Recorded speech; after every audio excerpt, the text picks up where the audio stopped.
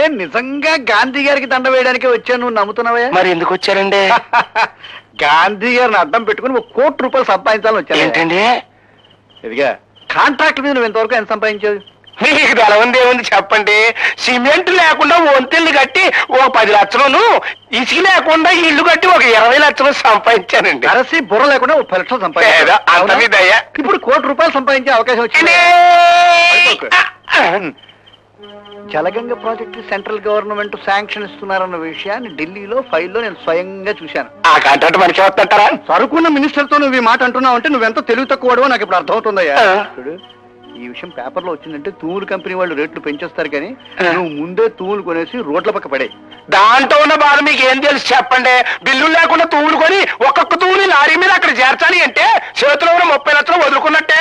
అబ్బా, కాంట్రాక్ట్ లో ఆ డబ్బు రాబడుగా లేవయ్యా, నేను చెప్పిన పని చేయి.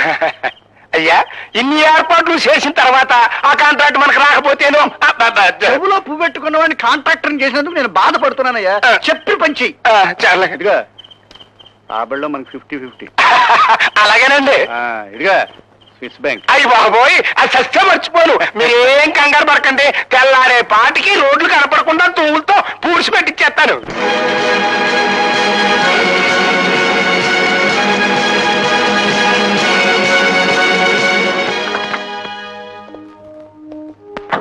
పెంచలయ్యా సార్, ఈ తూములో ఏదో ఫ్రాడ్ ఉందన్న అనుమానం. ఎందుకని మంచిది, నువ్వు వెళ్ళి డీసీపీకి సంగతి చెప్పిరా.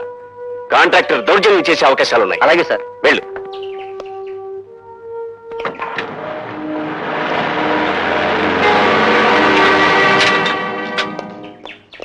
నమస్కారం అండి ఇంజనీర్ గారు. సదానంద గారు, ఈ పైపుల్ని ఇక్కడ చేయించింది మీరేనా? వాళ్ళెవరండి, నేను కాకపోతే ఇంత ఖర్చు భరాయించగలిగినోడు ఈ ప్రాంతాల్లో కాంట్రాక్టర్ ఎవరున్నాడు చెప్పండి. మీ పరపతి గురించి నేను అడగలేదు. అనుమతి లేకుండా వీటిని ఇక్కడ ఎందుకు వేయించారు అని అడుగుతున్నాను. అంటే ఈ ప్రాజెక్టుకి మీరు టెండర్లు పిలిచినా ఆ కాంట్రాక్ట్ మరి నాకే వద్దు కదండి, అది మాత్రం వేయించానండి. ఇది మీకే వస్తుందని జోస్యం చెప్పారా? అవునండి, మా దగ్గర మీరు లంచం వచ్చుకుని ఆ కాంట్రాక్ట్ నా పేరుతో శాంక్షన్ చేయిస్తారని శిలక చెప్పింది. నీకు వచ్చేది కాంట్రాక్ట్ కాదు, జైలు శిక్ష.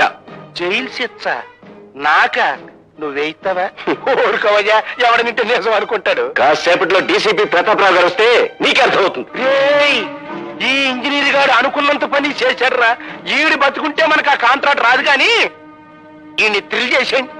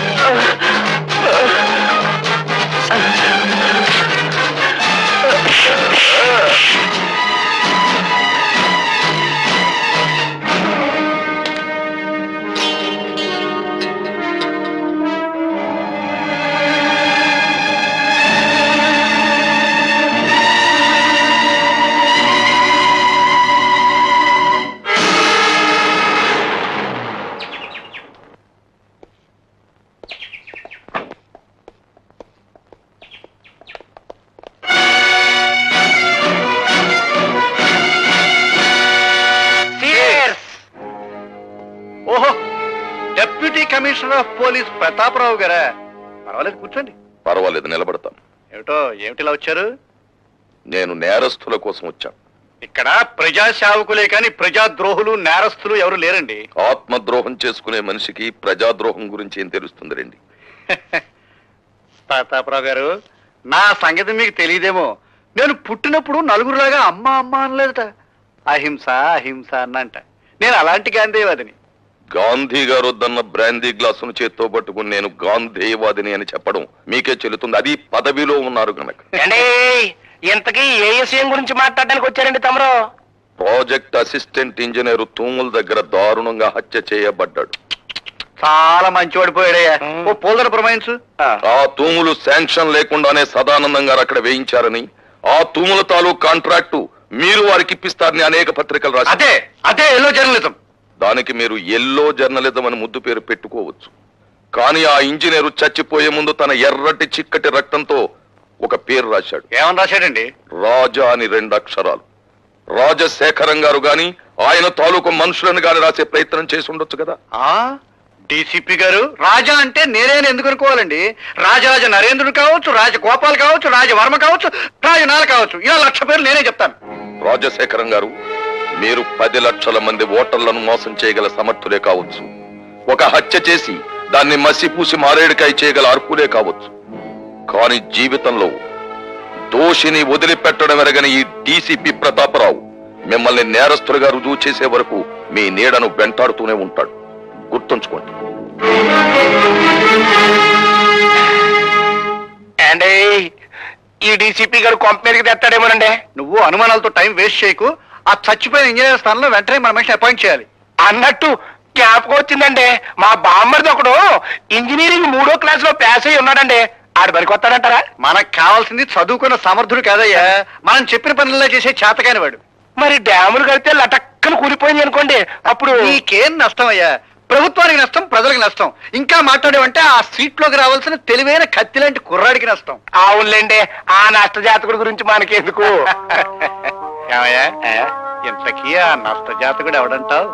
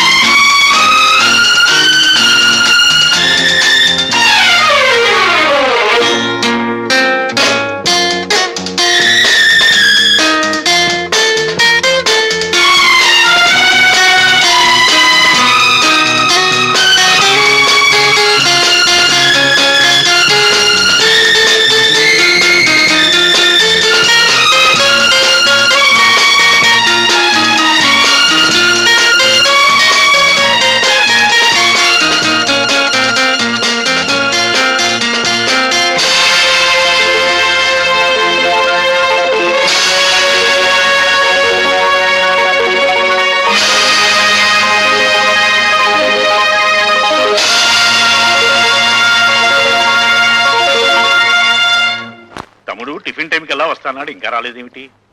ఎప్పుడు అన్నమాట తప్పడే. యు ఆర్ కరెక్ట్ అన్నయ్య. నీ తమ్ముడు ఎప్పుడు మాట తప్పడు. కానీ నువ్వే సెంటిమెంట్ తప్పి లతా నేను లేకుండా టిఫిన్ చేయడానికి సిద్ధపడిపోతున్నావు. అబ్బే ఏది ఇప్పుడే. కూర్చో తమ్ముడు కూర్చో. అమ్మాయి లత.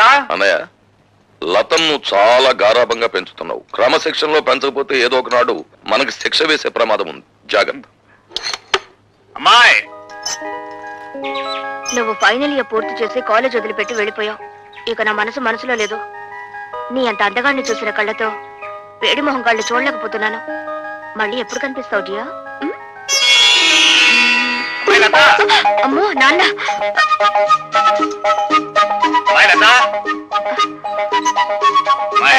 ఏమిటి నాన్న?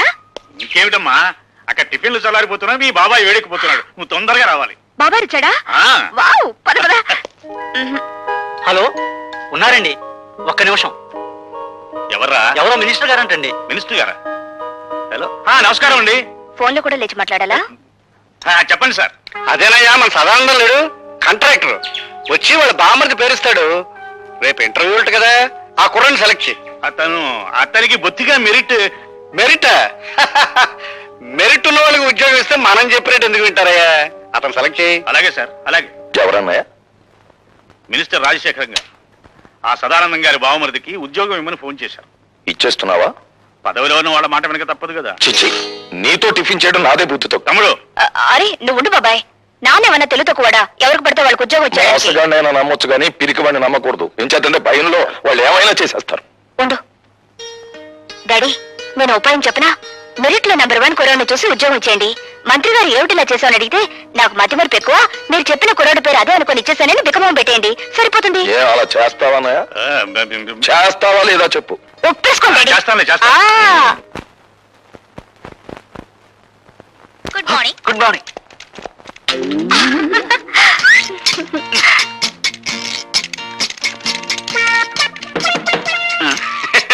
ఏం ఆంజనేయులు, ఏం జరిగింది?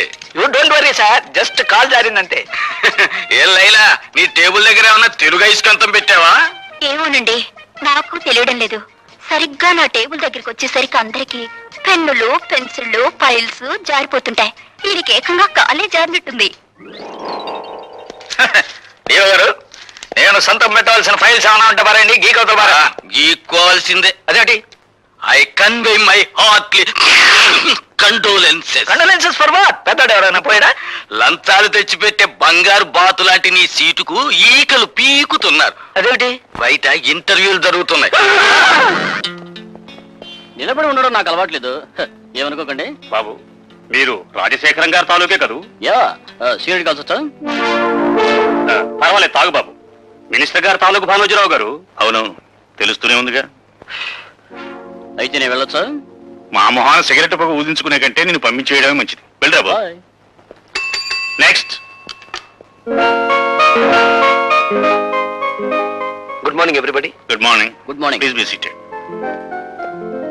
Thank you sir. Are you mister Bhargava? Yes sir. భార్గవరాముడు అంటే ఎవరు?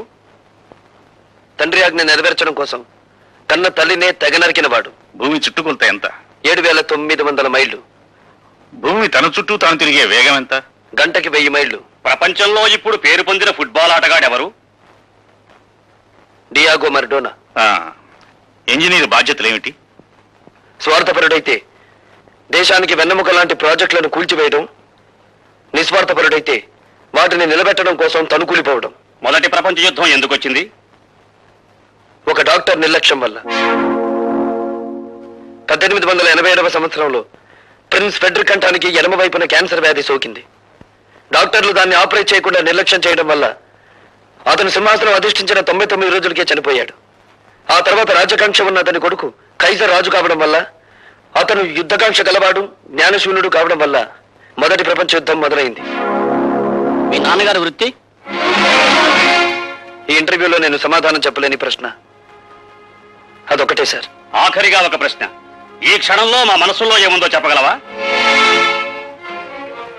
నాకు ఈ ఉద్యోగం ఇవ్వకూడదని. అలా ఎందుకు అనిపించింది? ఎందుకంటే పెట్టేవాడికి తినేవాడు లోకు కనుక, అడిగేవాడికి చెప్పేవాడు లోకు కనుక.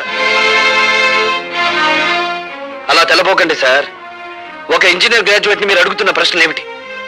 అతనికున్న పురాణ పరిచయం, అతనికి తెలిసిన హిస్టారికల్ నాలెడ్జ్, అతనికున్న స్పోర్ట్స్ నాలెడ్జ్, ఇవా ఒక ఇంజనీర్ క్యాండిడేట్ కి కావాల్సిన అర్హతలు. మీరంతా అవకాశవాదులు.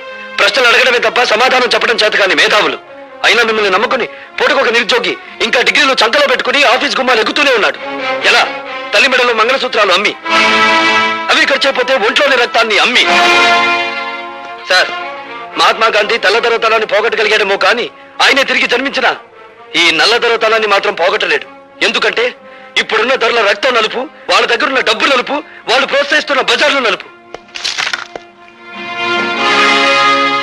మీరు అడిగిన ఒక్క ప్రశ్నకు సమాధానం చెప్పకుండా వెళ్ళడం ఇష్టం లేక జవాబు చెప్పే పెడుతున్నాను సార్. మా నాన్న వృత్తి ఏమిటని కదా మీరు అడిగింది? He's a liar, he's a deserter. కట్టుకున్న భార్యని, కన్న బిడ్డని అనాథల్ని చేసి వెళ్ళిపోయిన కసాయివాడు. ఆ కసాయివాడి రక్తాన్ని పంచుకు పుట్టాను నేను. అయినా మిమ్మల్ని ఏమీ చేయకుండా పెడుతున్నానంటే నా చదువు నాకు నేర్పిన సంస్కారం. ఈ దేశంలో గాంధీల సంఖ్యను పెంచండి కానీ గాడ్సేల సంఖ్యను కాదు.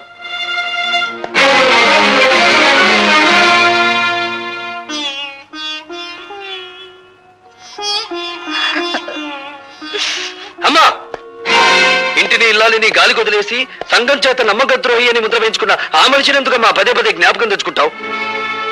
నిజాయితీ నిలకడలేని ఆ మనిషి మూలంగానే కదమ్మా మనం సమాజం నుంచి విసిరివేయబడింది. ఎందుకు ఇంకా మన నుంచి పారిపోయిన ఆ వ్యక్తి కోసం ఆరాటపడతావు? ఈ మనిషి నీడ ఇంట్లో ఉన్నంత కాలం మనకు పట్టిన పీడ వదలదు, నాకు మనశ్శాంతి ఉండదు. భార్గవ, ఏమిటా ఈ పని ఏనాడో చేస్తుంటే నీ తల్లి నీ కళ్ళ ముందే గుండె పగిలి చచ్చేదిరా. అమ్మా భార్గవ, మంగళసూత్రం కట్టించుకున్న నాకు లేని ద్వేషం నీకెందుకు ఆయన మీద? గుమ్మానికి రాసిన పసుపు, గుండెల మీద తాళి, నుదుటి కుంకుమ ఇంకా మిగిలిన్నాయంటే కారణం ఆ మహానుభావుడేరా. నేను బ్రతుకుండగా నువ్వు ఆయన్నే అనద్దు.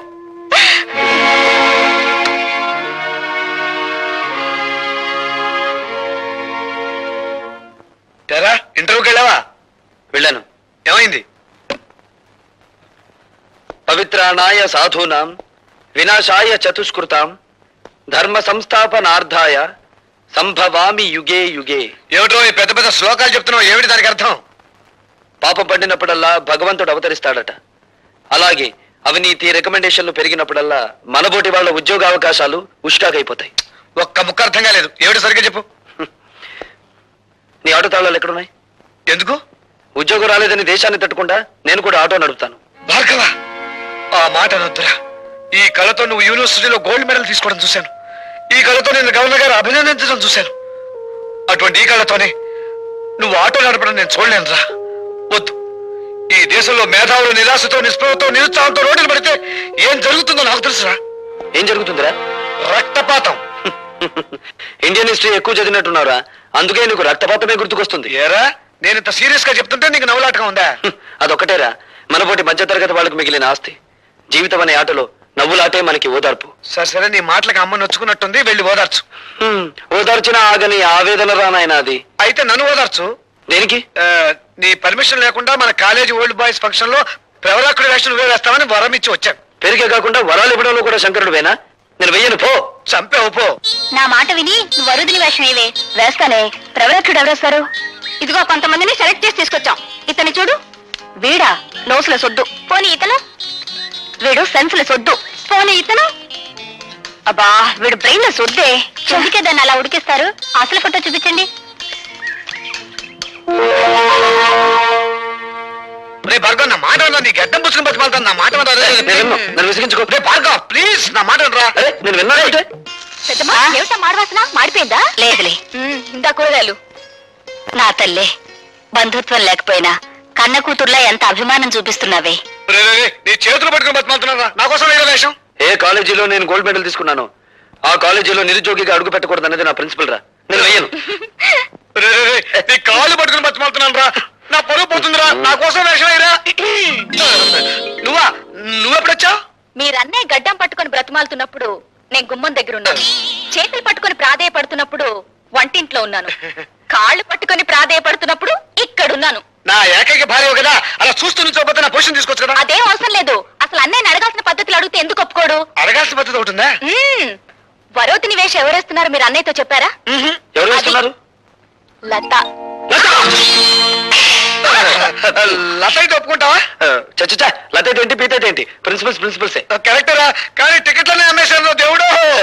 టికెట్లన్నీ అమ్మేశావా? ఎందుకు? ఆటో మీద అప్పు తీర్చుకోవడానికి కాదురా. ఆ డ్రామా మీద వచ్చే డబ్బుని వికలాంగుల సహాయంతో డొనేట్ చేస్తున్నాం. రే, ఓసారి ఇంకో. చచ్చా, బాగోదు, మావిడుంది. నేను లోపలికి వెళ్తాను. ఇంకొక పైన నేను తనాల్సిందే. ఇంత మంచి సదుద్దేశంతో ఏర్పాటు చేసిన ప్రోగ్రామ్ తెలుసుంటే ముందే ఒప్పేసుకునేవాడు కదరా. అంత గ్యాస్ ఇదంతా లత కోసమే. లత ఎవరే? ఆ అబ్బాయికి తెలివితేటలే కాకుండా ఫైన్ ఆర్ట్స్ లో కూడా ప్రవేశం ఉందన్నమాట. భార్గవ్ మీకు తెలుసా డాడీ? మొన్న ఇంటర్వ్యూకి వచ్చాడమ్మా, అదరగొట్టేశాడనుకో. మెరిట్ కి ఉద్యోగం ఇవ్వాలంటే నిజంగా అతనికే ఇవ్వాలి. ఇవ్వాలి అంటున్నావు, ఇవ్వడం లేదా? ఆ మినిస్టర్ గోడ పెడుతున్నాడు. నీతో ఫోన్ చేయడం నాదే బుద్ధి. బాబాయ్ ఉండు బాబాయ్. నీ అలకపోవాలంటే డాడీ చేత ఆ మినిస్టర్ కి ఫోన్ చేయించి నువ్వు రికమెండ్ చేసిన కుర్రాడికి నేను ఉద్యోగం ఇవ్వట్లేదు అని చెప్పించాలి, అంతే కదా? అప్పుడు కదా ఈ ప్రతాపరావు అన్నను గౌరవించేది. మా డాడీని అంత తక్కువగా అంచనా వేయకు బాబాయ్. ధైర్య సాహసాల్లో ఆయన గెలవగలిగిన వారు ఎవరూ లేరు. అవసరమైతే ఎటువంటి పెద్దవాడినైనా ఎదిరించగలరు. తలుచుకుంటే ఇప్పుడే ఆ మినిస్టర్ కి ఫోన్ చేయగలరు.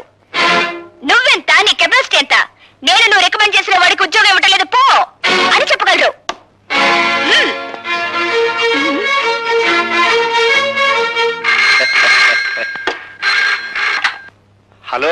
నేను భానోజీరావు మాట్లాడుతున్నాను. నీకు నువ్వేలా అక్షయ, నీ గురించి మాట్లాడుకుంటున్నాం ఏమిటి? మా క్యాండిడేట్ ఉద్యోగం ఇచ్చినట్టేనా? ఐఎమ్ సారీ సార్, ఇవ్వడం లేదు అని చెప్పడానికే ఫోన్ చేస్తున్నాను. అవునండి, ఏ అర్హత అయిన ఒక చవడికి ఉద్యోగం ఇచ్చి నేను చదివిన చదువుకి చేస్తున్న ఉద్యోగానికి మచ్చ తెచ్చుకోలేను. ఏండి మంచి థ్రిల్లింగ్ న్యూసా? నాకు కాదయా, నీకే. మీ వాడికి ఉద్యోగం ఇవ్వనన్నాడు ఇంజనీర్. అయ్య బాబోయ్, గొప్ప థ్రిల్ చేశాడండి. మీ మాట నమ్మి 5 లక్షలు స్విస్ బ్యాంక్ లో జమ చేశానండి బాబు. అబ్బా, మరో విషయంలో అడ్జస్ట్ చేసుకోవచ్చు లేవయ్యా. కానీ ఇంజనీర్ ఉన్నట్టు మాటలా మార్చాడయ్యా. అదేనండి. ఆడి చేత మనం పని చేయించుకోవాలంటే ఆ కళ్ళు దశగాని పురమాయించాలి.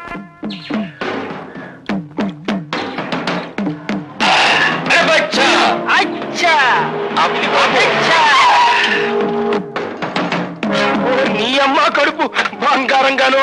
నువ్వు ఎక్కడ చచ్చావంటరా? నీ కోసం ఎత్తుక్కోలేక నేను చచ్చాను. ఏంటి గీత బుద్ధుడు అయిపోయావనుకున్నావా? మామిడి చెట్టుకెళ్ళి కూకున్నావు. ఒక నాయాల్ని మర్డర్ చెయ్యాలా, అడిటే పోయి వెళ్తాడంట, అందుకే ఇక్కడ బీటేశా. అట్టగా రాజశేఖరం గారు కూడా నీకు చిన్న పని చెప్పారా? అది చేయగల సమర్థుడివి నువ్వేనంట. చెప్పు, చెయ్యా కాల మడ్ర. అంత పెద్ద పని కాదులేవో. మన ఇంజనీర్ భానోజీరావు గారు లేరు, ఆయనతో ఈ ఫైల్ మీద ఒక సన్న సంతకం పొడిపించు. ఇలాంటి చిన్న పనులకెళ్తే ఈ కళ్ళు దాసు ప్రెస్టేజ్ అయిపోద్ది. అరే బచ్చా, వచ్చా నువ్వు వెళ్ళి ఆ ఫైల్ మీద సంతకం పెట్టించురారా. నేను మర్డర్ పనిలో ఉంటా. అట్టాగే నాయనా. జం జమా సత్యం చనాకే. ఏమైంది ఇంటర్వ్యూ? కొండకిపోయింది. రికమెండేషన్లు రాజ్యం చేస్తున్నంత కాలం నా బోటి వాళ్ళు ఇలా రోడ్లు సర్వే చేయాల్సిందే.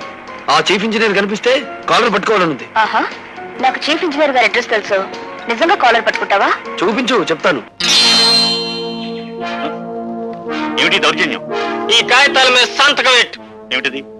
సదానందం గారి బామ్మది రామచంద్రరావుకు ఉద్యోగం ఇచ్చే ఆర్డర్ కాగితాలు సంతకం పెట్టు. నేను పెట్టను.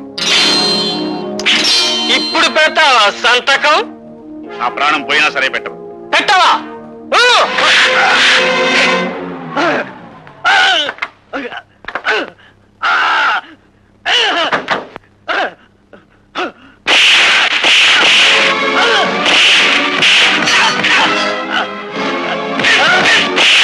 నేను చేద్దాం అనుకున్న పని వేరే ఎవరో చేసేస్తున్నారు. పదం. ఆయనే మా డాడీ. ఆశ్చర్యపడకుండా వెళ్ళి మా డాడీని కాపాడు. వెళ్ళు.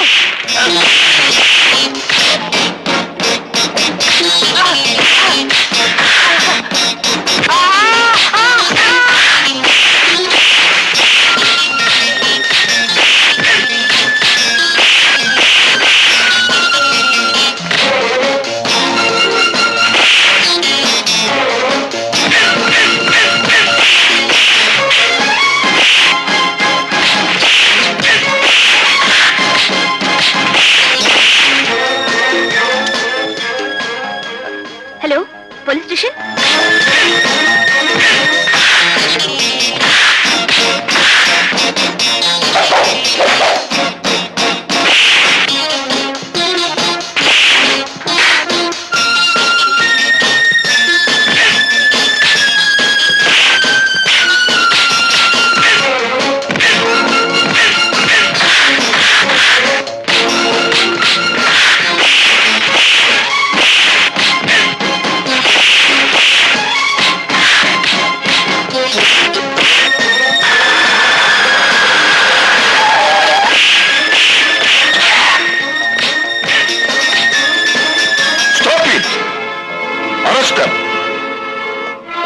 Thank God. తమ్ముడు, సమయానికి భార్గవ్ వచ్చి ఆదుకున్నాడు గాని లేకపోతే ఆ దుర్మార్గులు బలవంతంగా నా చేత అపాయింట్మెంట్ ఆర్డర్ మీద సంతకం పెట్టించేవారు. మిస్టర్ భార్గవ, మా కుటుంబం మీకెంతో రుణపడి ఉంటుంది. మీ కుటుంబం కాదు, మీ డిపార్ట్మెంట్. వస్తా లత. ఇంజనీర్ ఆఫీస్ లో వాక్యుద్ధం చేయడంలో తప్పలేదు, కానీ ఇంట్లో ఈ ముష్టి యుద్ధం ఏంటంట? అమ్మా, పక్కనే ఉన్నారా? అయినా ఫైట్ చేస్తే దెబ్బలు తగలకుండా ఫైట్ చేయాలి కానీ ఇలానా? సినిమాలో విలన్లు ఫైట్ చేస్తారు చూడు, ఒక్క దెబ్బ తగలదు. నాకు దెబ్బలు తగిలితే మీ అందరికి ఎగతాళిగా ఉంది. కాపురం పెట్టు. పెడతా. అమ్మా, పిలిచావా బాబు? లేదు, ఈసారి అమ్మమ్మను పిలుచుకుంటారు. అది బెటర్. హలో. అరే నువ్వా? లుంగి అదేమిటండి, అభినందించడానికి వస్తే అలా పారిపోతారేమిటి? అర్ధనగరంగా ఉన్నాడు కదా, అది కూడా మీరు లాగేస్తారేమో అని సిగ్గుపడ్డాడు పాపం. ఇలా రండి. ముందుది పట్టుకోండి. ఏది పట్టుకోను? దండ? ఈ కవర్ పట్టుకోండి. చప్పట్లు కొట్టండి అందరూ. డబ్బులు ఉండే రాజకీయ నాయకులకే చప్పట్లు కొట్టడం లేదు జనం. మేము ఊరికి కొడతామేంటి? మీ అందరికీ ఆనందం కలిగించే విషయం నేను ఒకటి చెప్పబోతున్నాను. చీఫ్ ఇంజనీరింగ్ వారి కార్యాలయంలో ఈయనకు ఉద్యోగం వచ్చింది. ఇది అపాయింట్మెంట్ ఆర్డర్. శంకరం గారు, చిన్న పనుంది, ఆయన వదిలిపెట్టారా? సారీ, మీరు కూడా వాటేసుకోవాలి కదా. చిచి, అదేం కాదు. ఈ దండ వేయడం కోసం. చప్పట్లు కొట్టండి. అదేంటమ్మాయి మా వాడి మెళ్ళలో దండేసా? ఉద్యోగం వచ్చింది కదండి.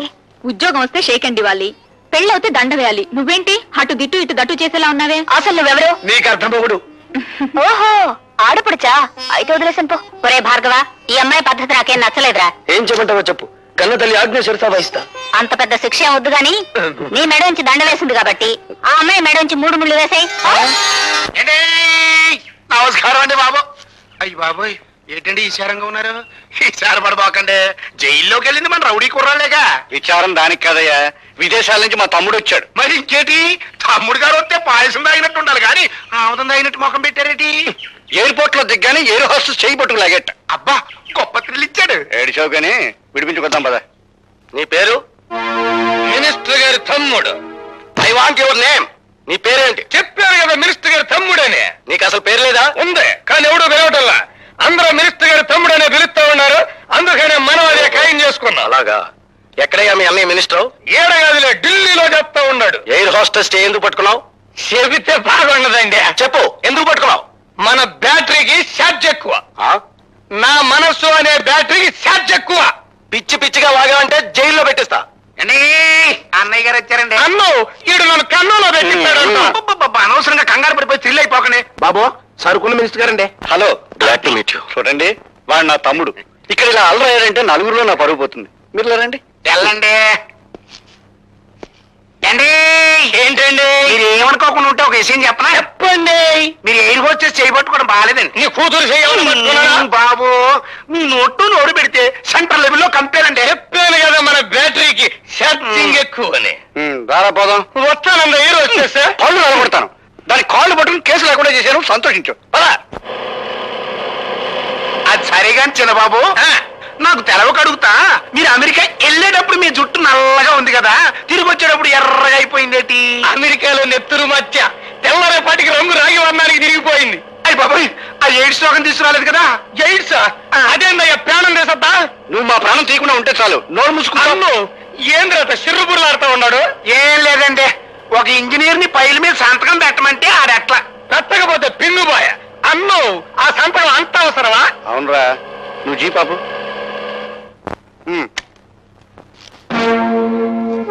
ఈ తూములు చూసావా? చూసా. జలగంగ ప్రాజెక్టు త్వరలో శాంక్షన్ అవుతుందన్న నమ్మకంతో కాంట్రాక్ట్ తీసుకుని ₹1 కోటి ఖర్చుతో వీటిని ఇక్కడ కొని పడేశాను. పడేస్తే పడి ఉంటాయి కదా, ఏడుపు దేనికి? ఇప్పుడు ఆ ఉద్యోగంలో కనుక మనం రాకపోతే ఈ తూముల తాలూకు కాంట్రాక్ట్ పైల మీద సంతకం చేయడు. సంతకం చేయకపోతే మనం ₹1 మునిగిపోతాం రా. అట్టగా అయితే ఆ ఇంజనీర్ గారి బ్యాటరీ ఈక్ చేయమంటావా? అలా చేయడానికి ప్రయత్నిస్తేనే మన వాళ్ళందరినీ స్టేషన్ లో మూయించేశాడు. ఎవరు తాలూకు మనుషులు? మా మనసులే. ఎవరు మీరు? మినిస్టర్ గారి తమ్ముణ్ణి. ఏ మినిస్టర్ గారి తమ్ముడు? ఏడగాదులే, ఢిల్లీలో పనిచేస్తా ఉన్నాడు. ఇదిగో మినిస్టర్ గారి తమ్ముడు, మీకు పేరు లేదా? నా పేరుతో నీకెందుకండి? మీ పేరు తెలుసుకునే వచ్చాగా, ప్రతాపరావు అని. తెలుసుకుని ఏం చేస్తావు? కళ్ళు కుండలో కలుపుకొని తాగేస్తా. ఇడియట్. ఎవరితో మాట్లాడుతున్నావో తెలుసా? తెలుసు. ఇట్ట కుప్పిగంతులేసే పోలీసు వాళ్ళని చాలా మందిని చూశాను నేను. డబ్బుతో కొట్టానంటే దెబ్బగా దిగొస్తావు. దాసరే, డబ్బుతో మీరు పొలాలు కొనొచ్చు, మేడలు కట్టొచ్చు, ఫ్యాక్టరీలు నిర్మించొచ్చు, కానీ ఐపీఎస్ చిహ్నాన్ని కొనగల తాగుతున్న ధనవంతుడు ఇంకా పుట్టలేదు. పుట్టకపోవచ్చు, కానీ మీకు పుట్టగతులుండవు. పుట్టలో ఉన్న పావుల్ని బయటికి లాగి చలి చేవలకి ఎలా అందించాలో బాగా తెలిసిన నాకు నా పుట్టగతులు నాకు బాగా తెలుసు. గొడవద్దు. అన్నయ్య గారితో మాట్లాడి ఢిల్లీ లెవెల్లో తెలుద్దాం వీడి సంగతి. రండి. అంతే. రాఘవ, రాజా, రత్తయ్య, రంగయ్య అనే 4 ముద్దాయిలు చీఫ్ ఇంజనీర్ భానోజీరావు మీద దాడి చేశారని, అతన్ని కొట్టి హింసించి సంతకం చేయించుకోవడానికి ప్రయత్నం చేశారని నిరూపించబడినది. కనుక ఈ 4 ముద్దాయిలకు ఐపీసీ 189 సెక్షన్ ప్రకారం 2 సంవత్సరాల కఠిన కారాగార శిక్ష విధించడమైనది. బేబీ, లత, బేబీ, లత, అబ్బబ్బా. లత. ఎవరో ఒకరు చెప్పండి ముందు. నేను చెప్తున్నాను వినమ్మా. ఈ గ్రేట్ భానోజీరావు గారి కూతురు ఐఏఎస్ ఎగ్జామ్స్ కూర్చోబోతోంది. ఇవిగో అప్లికేషన్ ఫార్మ్స్. అమ్మా లత, అన్నయ్య మాటలు నీకు రుచించవని నాకు తెలుసు. నేను ఐపీఎస్ కి పంపించాలని అప్లికేషన్ తీసుకొచ్చాను. మొత్తానికి నీ పోలీసు బుద్ధి పనిచ్చావు గారు. ఆడపిల్ల ఇండియన్ పోలీస్ సర్వీస్ కాడ ఏం చేస్తుందా? ఏం చేస్తున్నా? ఈ పిరికి తండ్రికి పుట్టింది కదా, పోలీస్ డిపార్ట్మెంట్ లో చేరితే కాస్త పౌరుషమైన వస్తుంది. అసలు నేను నా తమ్ముడని చెప్పుకోవడం నాకు సిగ్గుచేటు. నీ కొంపకి నేను రావడం నాది బుద్ధి తక్కువ. ఏమైనా సరే అమ్మాయిని ఐఏఎస్ చదివిస్తాను. ఏమైనా సరే ఐపీఎస్ కి పంపిస్తాను. ఏంటమ్మా? ఏమైంది? ఇప్పుడు దాకా బాగానే ఉన్నావు కదమ్మా. అన్నయ్య, లతని అలా చూడలేక నాకు